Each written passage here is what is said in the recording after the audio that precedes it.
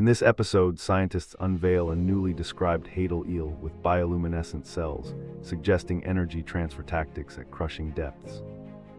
Experts discuss how autonomous gliders and deep-sea sensors map unseen vents, enabling rapid discoveries while minimizing environmental disturbance and harm. A marine microbiologist explains microbial communities in cold seeps recycle methane, reshaping global carbon cycles and refining climate models. Conservationists emphasize that expanding research must protect fragile habitats through strict regulations, international collaboration, and transparent data sharing. Each breakthrough underscores why ocean stewardship matters, linking rigorous science, policymaking, and everyday choices to defend Earth's blue heart.